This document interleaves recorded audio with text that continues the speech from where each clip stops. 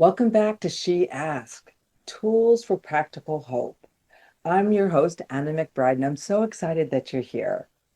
Lately on our program, we have been covering topics that are designed to help our listeners expand their minds, deepen their connections, and live their best lives. Which is why I was so intrigued with your website, which we'll Mm. talk about in a moment. But on today's show, we have a sex and relationship coach and the founder of the Turned On Woman program, a program that helps women reclaim their pleasure as a source of freedom. I love the sound of that. And I Mm. can't wait for this conversation Mm. to begin. Welcome, Adena. Thank you so much. Glad that you're here. And we like to start our program with a story.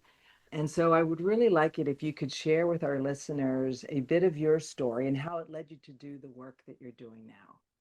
Thank you so much. Yeah, so excited to be here. Thank you. I never thought I would be here, not in a million years, I'll be honest. I come from a very religious, traditional, conservative background. So I think I would not be alone in not seeing this for myself, not seeing myself talk and teach publicly about sex. It certainly was not a big part of my upbringing. But I came to this work because I needed it myself. When I've been married for 15 years now, together with my husband for 17 years, we always had a beautiful relationship and what I thought was a really amazing sex life. And when I had my first daughter, sex became painful for me. And doctors just chalked it up to low estrogen while you're breastfeeding. It's fairly normal, but it didn't resolve for several years. And like many women, I quickly learned how few medical providers actually specialize in female sexual health. And so it was really hard to get into the right care. And so I went for years trying to find assistance and also getting really bad advice from doctors like, you have to push through it in order for it to resolve, or just drink a glass of wine, use it or lose it, right? All things that my whole system knew was not good advice, right? And I ignored it for a really long time. But after I had no other resources, at a certain point, I threw my hands up and I was like, I guess this is all I have to go by. And in violating my body's truth, in pushing past my body's signals, I trained my body to associate sex with discomfort instead of pleasure. And so when I finally got into the right hands of a phenomenal healthcare provider who I am forever indebted to, and she resolved my hormonal issues, the standard of care at that point, right? The medical standard is a resolution from pain. Great, you're a success. But I still was totally disconnected from pleasure. I was numb. I had no sensitivity. I had no access to orgasm. I had no libido. I couldn't even remember that I liked sex. And I set off on a journey. I felt completely alone. I didn't know people like me existed at the time. And I set off on a journey to really reconnect to this part of myself for me. And it absolutely blasted my life open. What happened, what I learned about myself, what transformed over the course of like just starting the first year totally shifted everything in my life, my level of confidence, my marriage, the way I walk down the street, the way I hold myself, the way I feel about my body, the negative self talk just totally dissolved. Wow. And at that point, I realized that this journey is not just about sex, and that when you bring women through the journey of exploring sexuality for them and understanding what's in it for them, it can totally shift the trajectory of a woman's life. And that's when I knew I needed to bring it to other people. Wow. Wow. That's really a great, powerful story and very true. Like we have to listen to what our body is telling us in order to heal Yes. and make our experience our own, which is what I loved about reading up on you and how you were really connecting this idea of pleasure being personal. And so you describe pleasure as a portal, right? Tell me what that means. And Yeah. also, maybe a little bit more about how we become disconnected from pleasure. Yeah. Absolutely. So Pleasure is 100% a pathway to deep self intimacy. Mm, And I always like to say that how you have sex is how you do life. okay. So if you think about that, what I mean by that is that often our experiences in the bedroom and with intimacy mirrors the things in life that keeps us small, right? It shines a light on the elements that are holding us back from living the freest, fullest, most authentically expressed version of life that is for us. Okay. And there's something about somatic work, and I should probably explain a little bit more about what that means in a moment. Yes, But please. somatic means of the body, right? And Yes. there's something about this experiential approach that you could, in talk therapy, you could like go in circles around things and be in your story a lot. But when you're Right. in the body, meeting your body, hands on, Mm, there's no dancing around it, yeah. right? It's like when I practice being with my body, and something is holding me back, or I feel a wave of shame, or I start to cry. It's like the body doesn't lie. The body is going to speak directly to you about what is coming up. And so that's why things can shift so quickly. So let me pause before I get into how women are disconnected from this energy source and from this potent kind of portal into their deepest self, just to backtrack and explain a little bit more about what somatic work is and specifically somatic sexuality work. Somatic just means of the body, right? So, what I do is I teach women how to understand the language of their body, the language of their sensation, their turn on, their boundaries, their truth, right? We are, especially in our culture, we're taught to live in our heads. And so we are constantly discounting the signals that our bodies are telling us. We're not taught to be hungry women, right? We should count our calories and we pop some caffeine pill or another cup of coffee so that we can keep showing up and pushing past these Right. signals. And in many ways, we're detaching from this potent information source Right. all throughout our lives, right? And we're silencing the parts of us that we feel we need to protect, the parts that we've been told are too much or too burdensome or too needy. And this work, even though people are coming specifically, usually they start because they have an issue around low desire or difficulty with orgasm or Mhm. low libido or connecting to their partners. We quickly see that it's actually not about sex at all and that sex is just the doorway. And it ends up showing us the I information that we need to clear. I see. So what gets revealed Yes. is the probably the story behind what they're struggling with. And I think like when you think of it as a portal, as you said, it reveals the real truth or what they're really Yeah. struggling with. And I think as a society, we've intellectualized everything, or we were trained to intellectualize everything, even though women are feeling creatures. And you can't intellectualize the body. You can't do this work. It sounds like you have to really be experiencing it and therefore feeling it, all the sensations, all the parts. Yes, 1,000%, right? We can't think our way into having great sex. It's the experience of being in the body. And what's interesting is so many of us think that we're feeling, right? So I'll sit with clients all the time and they'll come in and they'll tell me a story of something that happened. This is how it differs from maybe talk therapy. I'll pause them and I'll say, the story is less important. I won't use those words, but I'll pause them and I'll say, what are you noticing in your body in this moment? For so many of us, it's just so hard to stay with what's there because we're jumping into the head to the story. It's so fascinating when you see a woman notice the moment where she's, wow, Yeah. all this time I thought I was feeling my feelings, but I'm just thinking about my feelings. It's a completely different experience. Right. And that is what I call self intimacy, becoming intimate with whatever experience is present. Oh, I love And that. through that process, learning about yourself and also building capacity, learning like, I can hold myself through this. Actually, I won't dissolve into the abyss if I let myself grieve, or if I let myself feel this pain, or if I feel this shame. And that's where so much of the healing happens is when we allow ourselves to be with the experience. Yeah. I think it's fascinating that you touched on how when somebody's telling you a story, that the power of storytelling for those of us that are struggling with anything, is that we forget that we're not the character in the story. You may be the character in a sense, meaning the situation were a part of the story. However, people forget they can be the author, that they can shift Mm, things. Yet I believe, as you're describing, it all begins with their willingness to feel, really feel it in their body, what's going on, the mm, impact of the story or the impact of what they're struggling with.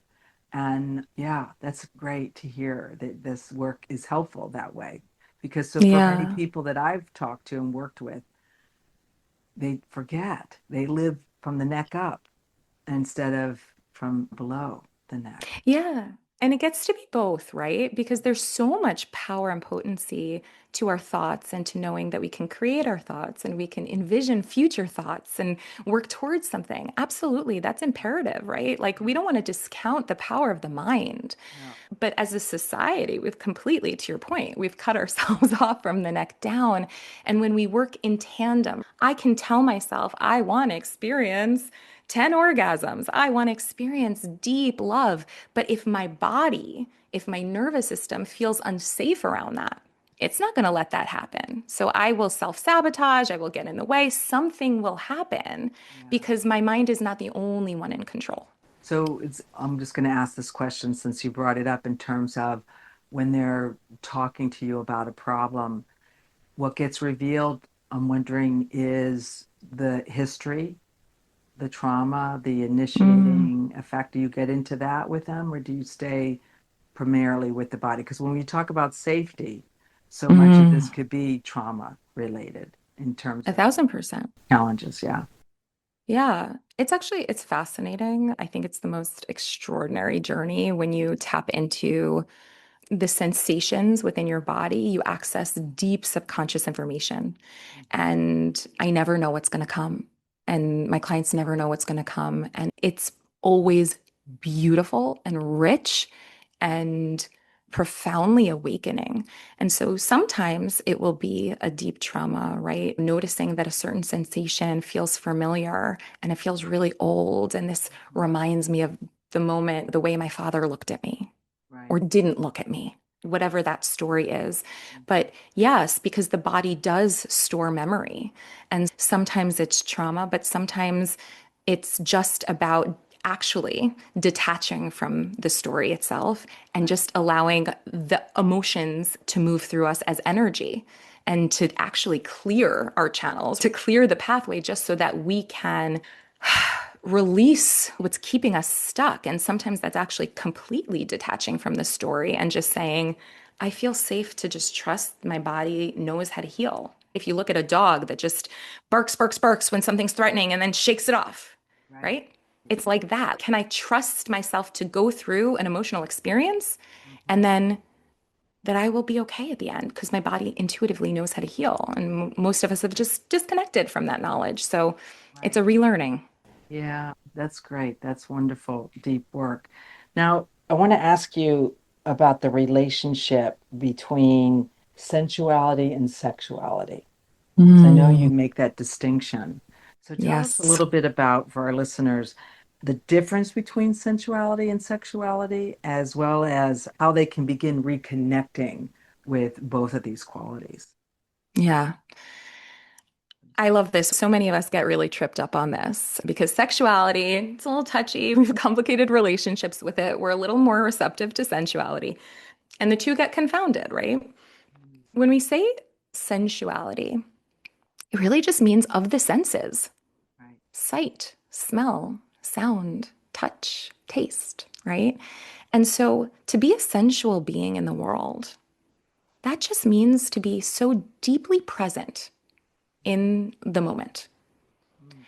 And I love this for so many reasons, right? Because as women in this particular moment in time, the last thing we need is more to do. And in this wellness culture right now, it's like all the things we have to do, all the hacks we need, all the treatments and supplies and skincare, right? Mm. It's like the last thing we need is more. And when you connect to your sensual being, What you're doing is you're not doing more. You're actually just shifting your perspective. Mm, So you're just choosing to take on a different lens. So, for example, it means when I'm waking up in the morning and I'm taking a shower before I go to work, I'm pausing just to notice how good it feels to have the hot water running down my scalp and back. mm, It might mean I pause as I walk out onto the street and I let my skin notice that the sun feels really good. mm. And it's not just about noticing, but it's also one step further is registering it as pleasure. Okay. Mm, So many of us have this very specific experience of pleasure and definition of pleasure that is so limiting. mm, So we think of pleasure, especially in the realm of sex, as this like one thing that happens for 30 seconds between our legs. And we're constantly chasing this one thing. And if it's not particularly mind blowing, we're like chasing that thing that everyone else has. When we're chasing this one type of experience, we're often totally missing all of the pleasure that's available to us everywhere.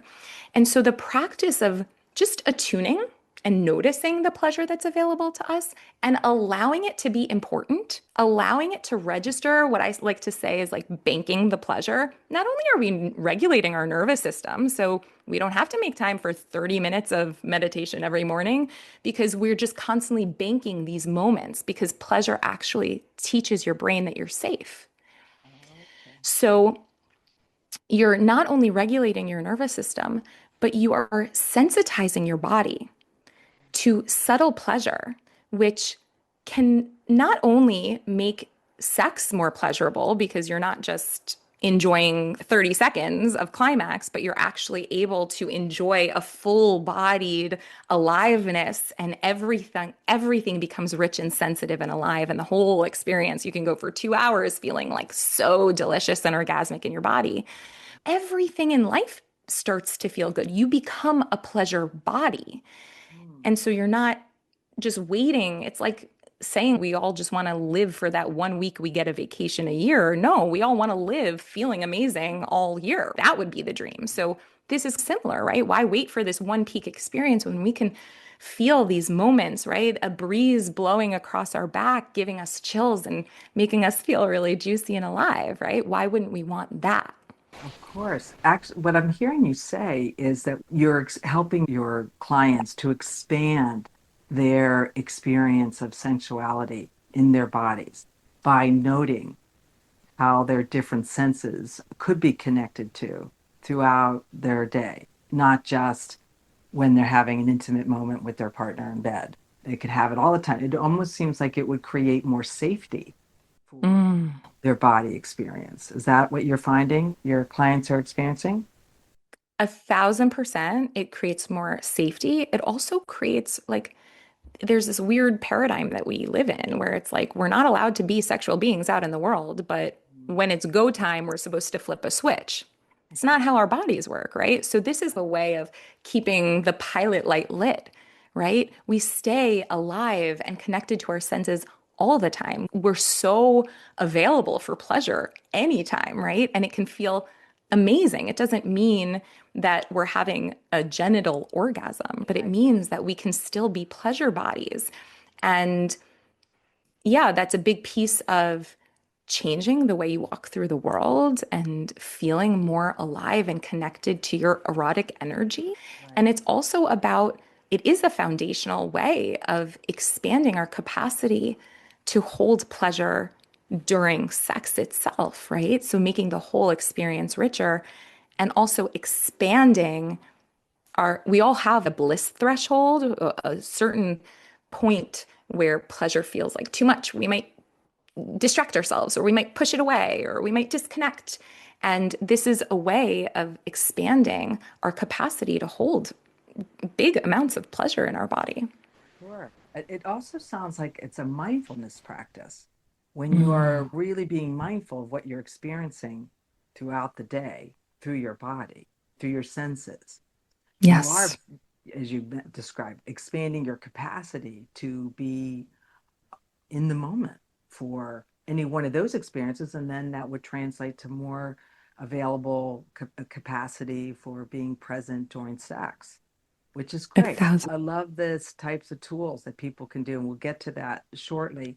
But right Yes. now, what I want to hear from you is about your Turned On Woman program. I love the sound of Mm, that, really, for yes. myself and every other woman out there. So, what inspired this program, and what kind of transformation do you see in your clients that go through the program? Yeah. I'm so excited about this program. I've been dreaming about it for years, and I'm finally going to be launching it in the new year. And it's essentially the same work that I do one-on-one, essentially, Okay. with my clients, but brought to a group setting. So it's a journey of reconnecting to this erotic energy, this erotic aliveness, right? I hope it's starting to become clear the way that this translates, right? That our erotic energy is not just for sex, but it actually is a really powerful, potent source of energy that we can tap into at any moment. It helps us go through life with so much greater ease and creativity and flow and connection, as opposed to this sense of fighting with life that we all do. And so it's a 360-degree approach to clearing what's getting in the way of us knowing and feeling this erotic aliveness. And it integrates somatics and neuroscience and sacred sexuality. And the idea is learning both through education, right? Understanding how our bodies work, because most of us don't have that information.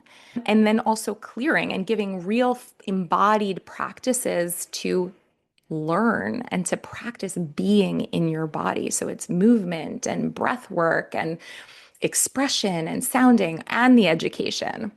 And I'm particularly excited about the group because obviously there's a limit to how many clients you can work with. So I'm excited to bring this to more people. But also, specifically with sexuality work, there's so much shame. And when you get a group of women together, I can speak till the cows come home and tell women that what they're experiencing is so normal and they're not alone. But when you get a group of women together in the same room to say, wow, me Yeah. too, You hear it their is so story. powerful. You hear their Yes, story in the other people. the shame can dissolve in an instant.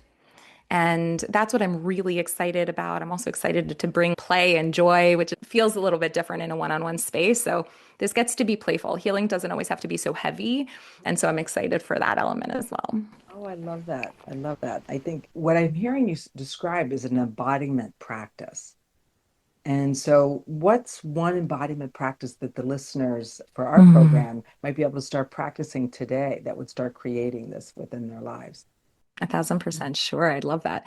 So, just to clarify what embodiment means, it means like, how am I present in my body? So, to your point, this mindfulness, right? How do I actually treat my body and take up space within my body and get really present with what's here?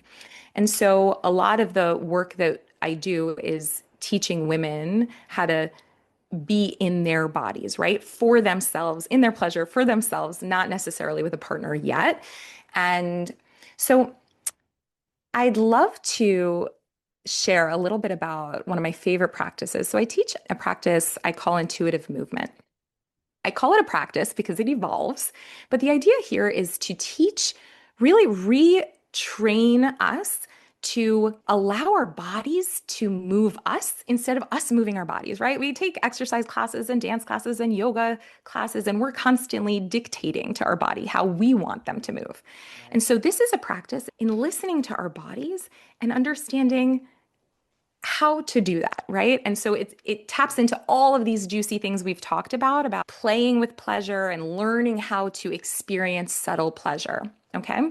And so I'll just give you a taste of this because the way I really like to do this is we turn on some sensual music that gets in your body. Maybe you get on a bed or a floor, get on all fours, and you close your eyes and you move to the music. And the only goal here is to listen for where in your body wants a little attention, wants a little more spaciousness, Where can we bring just 5% more pleasure? To practice this, just to get a feel for it, I want to invite you just to take a big stretch like you're just coming out of bed in the morning, like really stretching your arms and getting to that sweet spot where it's almost like your whole body sighs. And then rather than coming out of it, I want you to see if you can linger there just for a minute longer.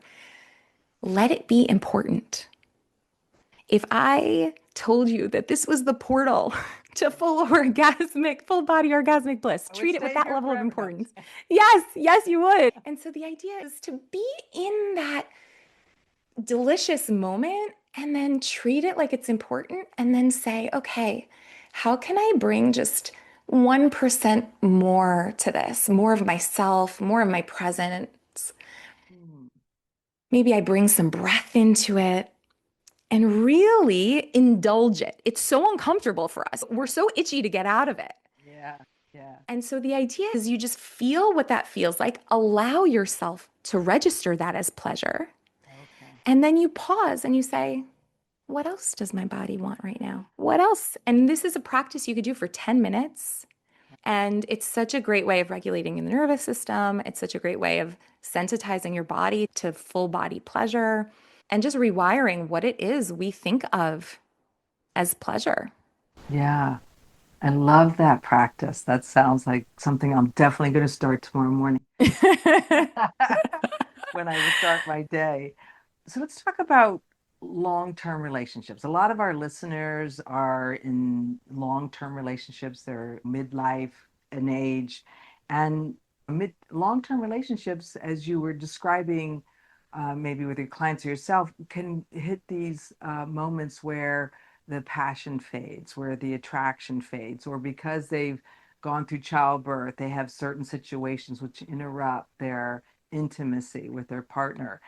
How do you help couples to address this and work through this? I love this question. I love this question. This is the top question for everyone, I think, right? I think we need to start by understanding that sex in long-term monogamous partnership is going to look different than it is at the beginning of a relationship. Full stop. The nuance that I want to add here is that it doesn't have to be worse. It actually can be better. I'm together with my partner for 17 years. I am having better sex than we've ever had, and it's only getting better. And the reason for that, when you have new relationship energy, the hormones are raging, there's so much mystery and curiosity. And there is an element, there's a lack of safety there, right? Are they going to call me back? Are they not? Are we together? There's that mystery that builds eros. And the truth is, we often trade that mystery for Mhm. safety. Okay. And so we think that's the end of Eros, right? We think that's the end of our eroticism, but that's not true. We actually can have a different type of sex that is exploratory, that is deeply vulnerable, that can only come from deep safety. And so the problem is we never get to see this. This isn't modeled, right? All we see in the media and porn is like this hot tear off your clothes, impromptu sex. And really, truly, when you start to treat sex differently and people get turned off by the idea of saying we schedule sex, okay, it's not about scheduling sex, it's about ritualizing it, making it important, treating it as sacred. It's something that we so deeply value because the intimacy that we get to experience or the aliveness that I get to feel in my body, it nourishes me as if I just went on a 2 week vacation. And so the way we get there is only through this deeper type of intimacy. And what I would, the kind of the pathway there, how I help people get there is first and foremost, I teach women how to turn themselves on. Okay. Now I'm We getting all, somewhere. yeah, yeah. This, I could scream this from the rooftops Right, because can we even listen to these words? right. I don't want to rely on someone else to turn me on. First of all, I want to be on. I Right. want to be on all the time. I want to It's be on. it's empowerment. Yeah. Yes, but what we're saying about being turned on, it's I feel alive in my body. Hell, I want to feel alive in my body all the time. And I certainly don't want to rely on someone else for that. I Right. want to do that. What I do is I teach women how to turn themselves on, how to know what kind of touch do I like? What Mm. kind of sex do I like to have? What do I come to sex to feel? Because it's not an orgasm. We all love an orgasm, but Yeah. underneath it, we come to sex to feel something so much deeper. And how to light ourselves up, how to connect to this amazing energy inside of us that is uniquely ours. And something drastically shifts in a woman when she discovers this for herself. Wow. Something I love drastically shifts. I love the idea of that and the clarity that you're helping them get towards because once you're clear on those things that you're describing, there's no need to outsource it, so to speak, to your partner because they reclaim it, as you've said. Yeah. 1,000%. And it's not to say that we don't want to share it with our partners, but we have to recognize that over the course of a many decade long relationship, our partners' bodies are going to change. So are ours. Yes. We're going to go through different seasons. We're going to go through different stressors. We're going to go through periods where we're feeling more or less desire. And to rely on someone else Mhm. to tend to that kind of a need, just it doesn't add up. And so what happens when we learn to turn ourselves on is then we can access that by ourselves and then choose to play with that and exchange that with someone else. And we can also teach our partners that too, learn our partner's unique blueprint. And then we can find ways to satisfy each of our own needs. And there are infinite ways to play within that space once we know what it is that is most enriching, most fulfilling, most connecting for each other. I think what I'm hearing you say, which is mind blowing to me, is that you're teaching couples on how to become so open and honest about what they are experiencing or what their form of pleasure is, and then find ways to be able to share that together. That's a Mm. high level of intimacy, I think, which is fantastic. This kind of begs the question that pleasure isn't just a problem for women, because I imagine most of my listeners are women of a certain age, and we can certainly carry the story that as our bodies are aging, we are losing our access to pleasure, and it's our Mm. problem to fix. So tell me, what would you say to someone who Mm. thinks that way? It couldn't be further from the truth. It couldn't be further from the truth. I find as women age, they just start living. We let go.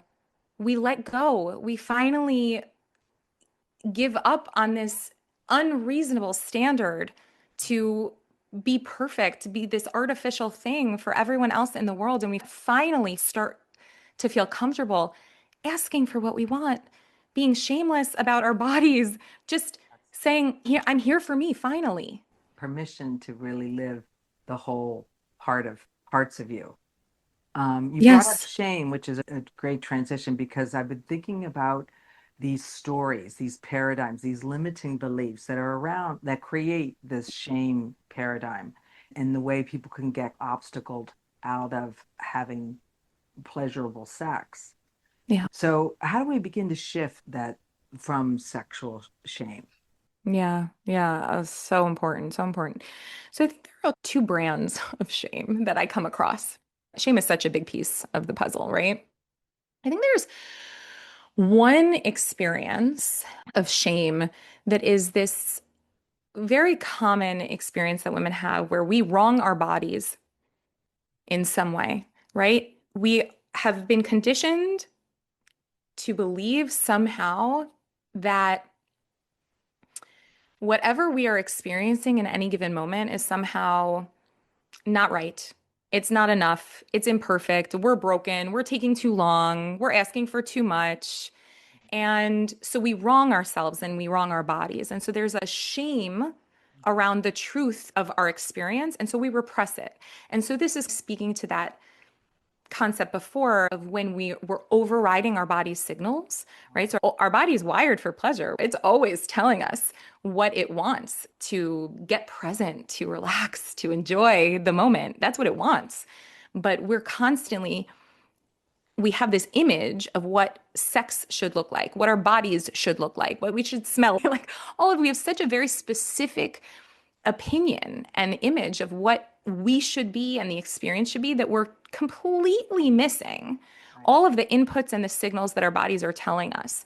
And a beautiful example of this, I had a client who came to me and she had been married for 10 years and she was in her early 60s. She'd been married for 10 years and she had always had so much anxiety having sex with her partner. Mm. And she had been to sex therapists and it helped her manage her anxiety somewhat. But it was like a band-aid. It was helping her manage it so that she could tolerate it for him, but she wasn't experiencing any pleasure.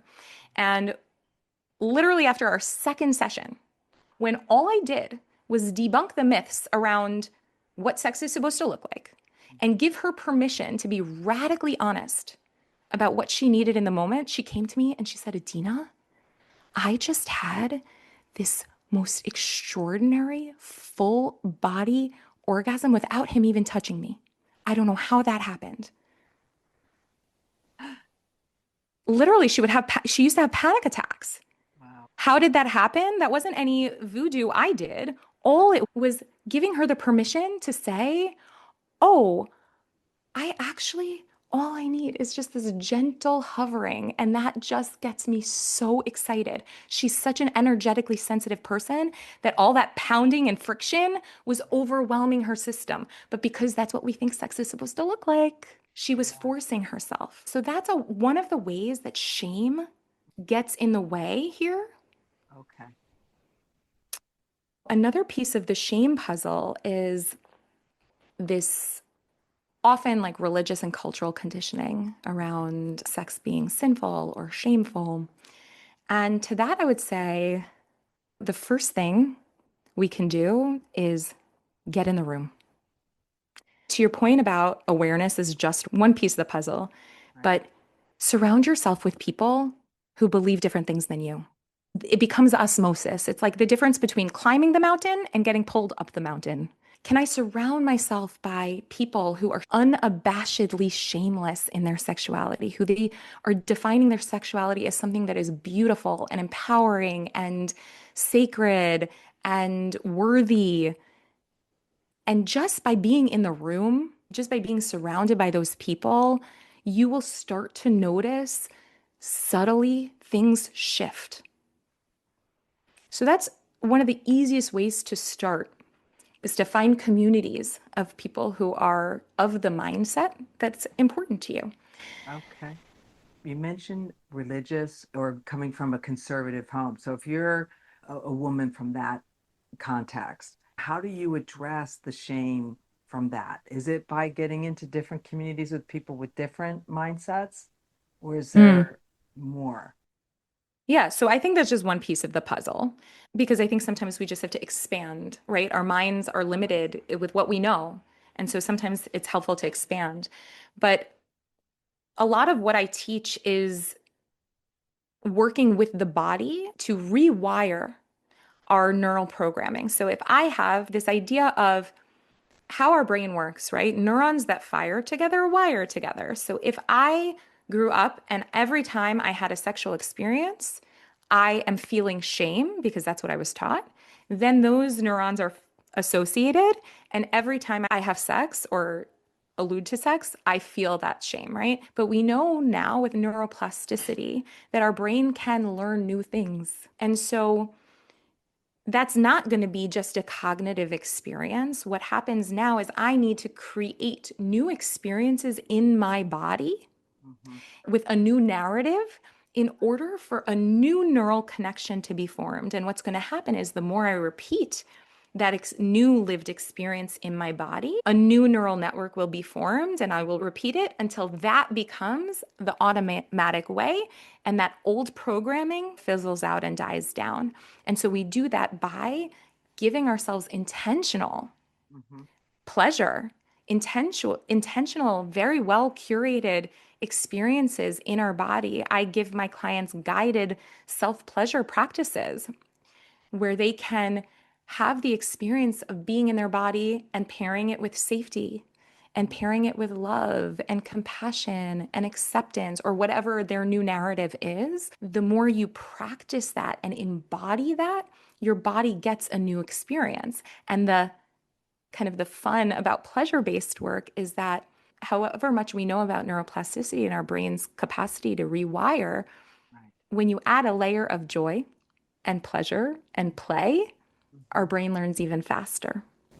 Okay, I love that. I love that. You mentioned the client that was over the age of 60, which I am myself, and I'm wondering, as somebody from that category and coming from a conservative religious family, which I did as well, I'm thinking that we never even talked about sex. Certainly, the idea was suggested to us through our religious training was that you would wait till after you got married. And it wasn't something that you would explore on your own, like ever. And there's a lot of limiting beliefs that people of a certain age group have to face. How much of a challenge is that obstacle when you're working with clients? I think we're all given a different set of limitations. So for some people, this is their limitation. For other people, they have childhood trauma or a mother who had trauma who internalized this message for them or programmed them with the message that sex is dangerous, right? So we all have really challenging beliefs, and it all comes down to safety.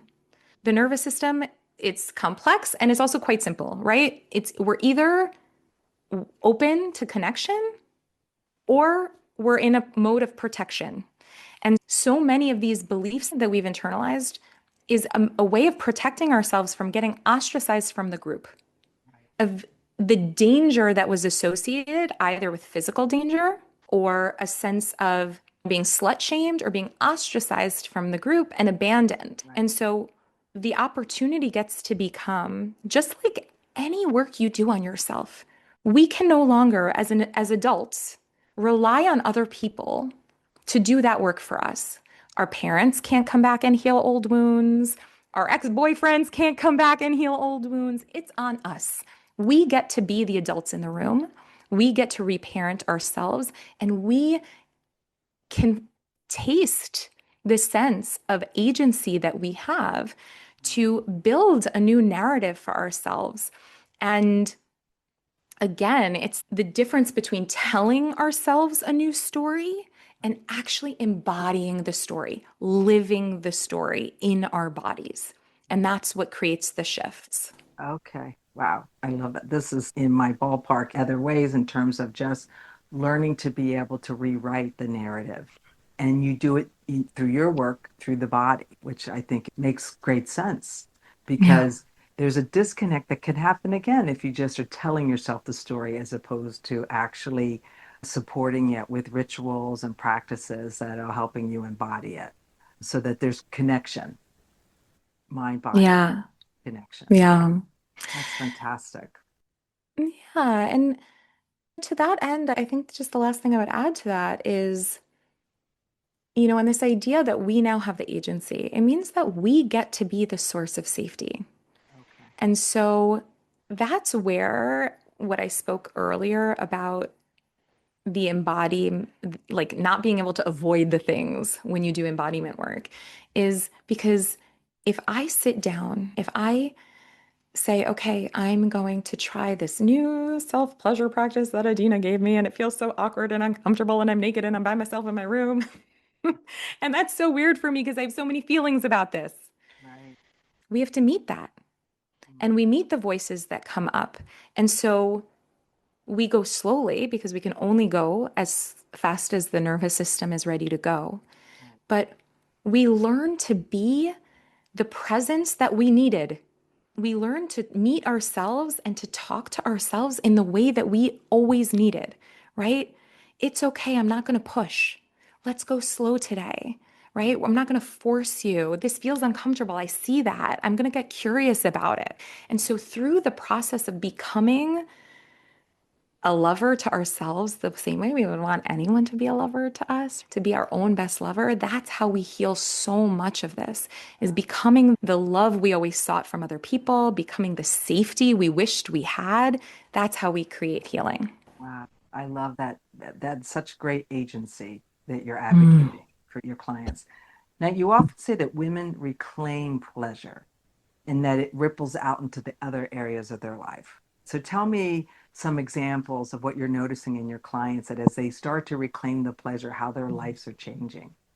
Yeah.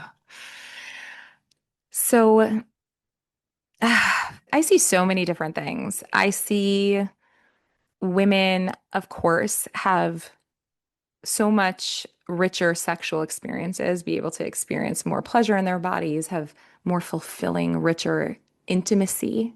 I see women who are so much more embodied and confident in their dating journeys. Mm, I see women who, there's an overarching theme of women who are really connected to desire for the first time in their lives. So they know what they want.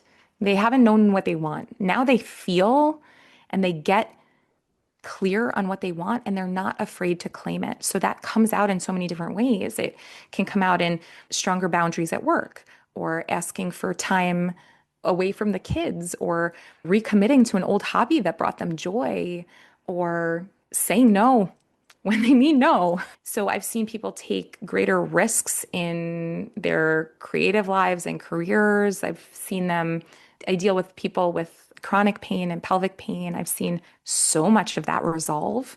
It's really wild because it's a very gentle approach and it's not pushing, it's not excruciating, it's not hard. It's sure, there's some moments of hardship for sure, but what it ends up opening for people at the end of the day, the biggest theme is it's a connection to their authenticity so that they're willing to live and claim and demand a life that's truly theirs. wow, I love that. That's like enlivening and enriching. Mm, Fantastic. So, yeah. what do you wish more women knew about their personal pleasure? I really wish people could understand that pleasure is not a luxury. Mm, It's not a nice to have. It's not indulgence. So many of us are wired this way and are so uncomfortable around claiming pleasure for ourselves as necessary, but it's absolutely essential. It's a direct path to liberating us from the narratives, the stories, the voices, the conditioning that keep us small and get in the way of us living our fullest, freest, most authentic life and feeling this sense of vibrancy and aliveness that I think so many of us are hungry for. okay. Yeah. Yeah. And I think the last thing I would add is just this sense of, for me, the pleasure work is less about the pleasure itself, although that gets to be amazing. It's actually less, for me, it's less about the orgasm and it's more about the woman you become on the journey to learning how to hold that much pleasure in your system, right? Someone who feels safe in her body, someone who knows what she wants and isn't afraid to ask for it, someone who holds her boundaries, someone who is comfortable receiving, someone who feels safe being seen and being witnessed and taking up space, someone who is shameless in her body and her body's shape and smells and sounds and all those things, right? Someone who talks to herself with kindness, right? These are the things that end up shifting because they're getting in the way of your orgasm. So for me, it's more about who I become on my way to accessing that pleasure. Ooh, I love that idea. Are there any final questions or things that you would want our listeners to think about as they start navigating, exploring the idea of pleasure? Yeah, I think I would really invite people to notice as they were listening to this conversation, to notice their body, Okay. to notice where did you feel a little twinge of discomfort? Where might you have contracted? Where did your head go? Oh, yeah, that'll never happen. Because I was you, right? When I first stepped into these spaces, I told you I didn't even think I liked sex anymore. And so I really didn't feel like I belonged. And all of it felt outlandish, these conversations people were having about what they were able to experience. And I stuck with it. I don't know why, maybe a hope, a wish, a dream. But I just want to invite people to notice how their body's responding and to allow that to invite them into curiosity. Just curiosity, no shame, no judgment. But how can I come to starting this journey from a place of understanding that whatever resistance I'm feeling was probably wise and necessary and adaptive. And so, how can I show up to myself the way I would want a lover to? With curiosity, with patience, with questions, with compassion. And that to me feels like a really good place to start. Yeah, definitely. I'm curious. Mm. It just expanded my understanding of pleasure and the role. It's almost like a high form of self-care and a way for us to really, it's an invitation for us to shift our perspectives around the role that pleasure can play in expanding our lives.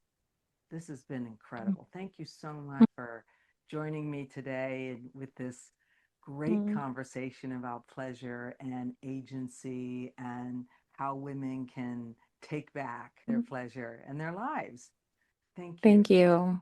Yeah. Thank you. So So much fun. thank you. So tell us for our listeners how we can get a hold of you, how they can find you and what's going Yeah. on for them with you. Yeah, sure, of course. So you can find me. My website is unboundednyc.com. You can also access, I have a couple of free practices and workbooks. You can start to explore some of this and get a feel for the work. And you can find me on Instagram at get.unbounded. And like I mentioned, I'm launching this group program in the start of the new year. So all that information is on the website. You can always reach out to me and happy to share more. Great. Wonderful. Well, I'm sure you have certainly piqued the curiosity of our listeners. And I hope that they come rushing forward to reclaim their pleasure through your practices. Thanks Mm, again so much, Adena, for joining us at She Asked, where healing meets practical hope. And until mm. soon, we're going to say all our listeners, we always tell them to be well, and hopefully we can reconnect again soon. So thank you.